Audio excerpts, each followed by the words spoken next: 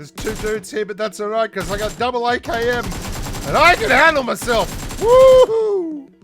Uppercut, uppercut, sonic boom! This video is sponsored by PUBG Mobile, and this video is going to be all about making your close quarters combat, your CQC, the Panic at the Disco moment, better.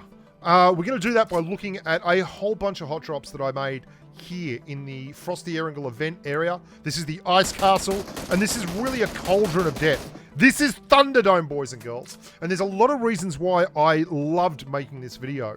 A lot of the patrons watched me making this video. You'll see there's a lot of people that spectate me while I play. And all I was doing was dropping here and going flat stick right at the start of the game every time. Now, what I really like about this is that because it's a small environment and the loot is not regulated, you can end up with UMPs, you can end up with shotguns, SLRs, you can have a level 1 helmet, you can have no helmet, you can have no vest, you can't find meds, you've got 1v2s, and all these pretty much solo versus duo. And all these things combine to create an environment where you really, really have to get good at close quarters combat. Close quarters combat is such a near thing. I want you to watch this. Like, I've got no health. He's going to clear me. I missed like one shot too many. Look how much health this guy has left when we spectate. Like, he's got nothing left. Close quarters combat is like this. When you fail, when you fall over, you can lose by a percentage point. Look at my health. I got nothing. I've got absolutely nothing left. And the reason that I think this is so important is because good tactical decisions and knowing what the guns can do can turn this kind of engagement, a close quarters engagement, into an engagement where you win rather than lose. Anyway, let's get cracking right now. One of the first things you're going to notice throughout all this video is the movement. The movement is constant. It is very rare that I will just sit still. Even when I'm in a position where I've got overlook in the castles in the corners, you're always moving. When you're looting, you're moving. Whatever you're doing, you're moving, right? But you also always want to be coming out from behind cover on every single engagement. Like, I can't stress this enough. Every single engagement, you want to be the guy coming out from behind cover, because that's all about decing.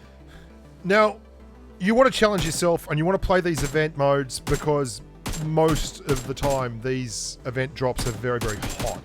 And this particular drop is kind of unique in that there's not a lot, there's nothing else around the island. There's no huts, there's no houses or structures. If you don't get loot here and you try and get off the island, 9 times out of 10 you're going to get tracked down and rinsed.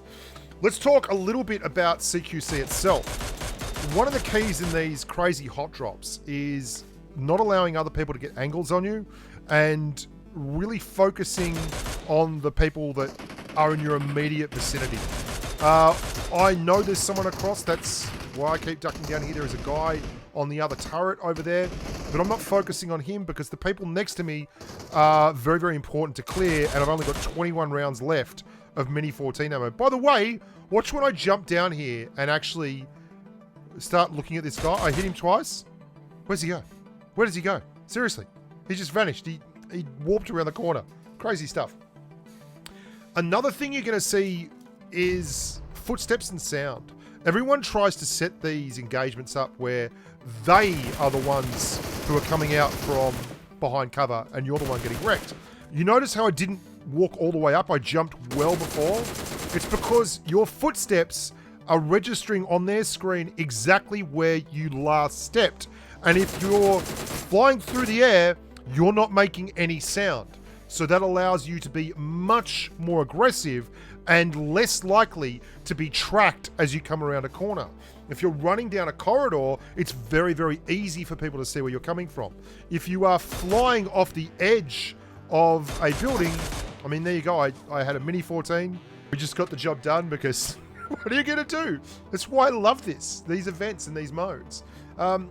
Being passive and static is you're not going to win a lot of games doing that on this kind of a scenario. You really have to be fluid. You have to move and you have to shake your booty around all over the joint.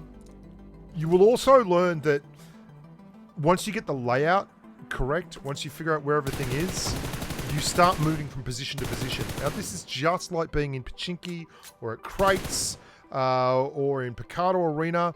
You will get the area wide and you'll start expecting late rotations when you knock someone and you can't find their partner. You start looking for people in different spots and you start expecting them to be in different places. Like these guys, there's a set of ramps that come up from this side of the castle. And it's exactly like playing an old school Counter-Strike or Quake game where you know the map inside out and you just start pre-firing the positions that you absolutely are certain people will always turn up on. And this makes it really lovely to be able to just romp through at high pace and move from position of power to position of power without really giving up a whole lot in terms of static gameplay. You can just go from one strong point to the next strong point. And that's what close quarters combat is all about. Being able to, on your feet, outthink the enemy, put yourself in a better position tactically, and just constantly reset the table so that you're the guy with all the advantages and they're the people who are on their back foot. Aggression, momentum, those are the kinds of things that really do decide close quarters combat encounters. This guy tries to do the old fly through the air thing, but I'm having none of it. I have seen this too many times. This is not my first rodeo, buddy. I'm expecting you to come flying off the top at any moment. And a lot of these guys, you just don't have heals. There's not heals everywhere. There's not quite enough gear to go around here. I can hear him running, and I'm expecting it. Like, you've got to be clued into this kind of stuff. Anything that you do, someone else may actually attempt to do as well. And this is the... I'm going to use the snowmen. One of the things about desync is you don't want to be the guy who pushes up in the open on a ramp, right? That much is obvious. This guy's third party peeking that corner with an M762. Very good weapon. I know the numbers on all the guns. The UMP is not quite as good as the M762, but it's good enough. And all I want to do is move up, and I've made myself a nice little snowman for it, and I want him to come out in the open first, and then I win the desync fight. And I mean, obviously, I'm an older bloke. I don't have the reflexes of you young whippersnappers, so I've got to think my way through the battlefield. This guy is going to get hammered, and he's only got a shotgun. I can see he's only got a shotgun.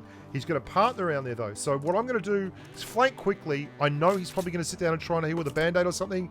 Jump, so my footsteps stop showing. Nail him, and then follow through and nail the partner that I'd already hit.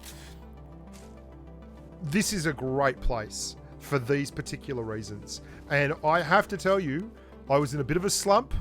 I'd been playing a lot of solos, and it had turned my gameplay into a little bit more of a less dynamic, more thinking man's sex symbol kind of gameplay. And getting back here on the Frosty Erangle front and just working the numbers and using whatever the hell was available, whether you have vests or helmet or nothing, has got me right back into my groove.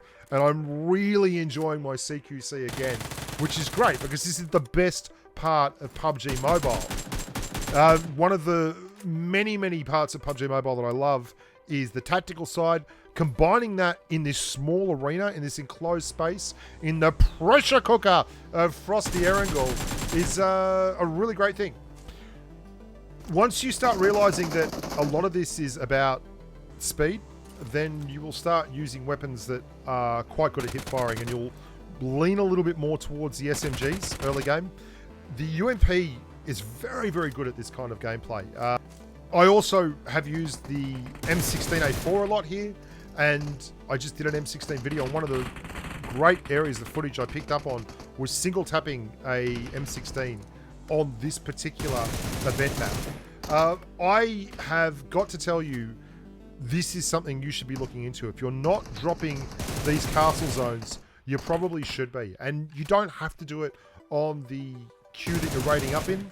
You might just go solo squads if you're raiding as a solo player, so that you can face overwhelming adversity, but maybe at a slightly lower tier.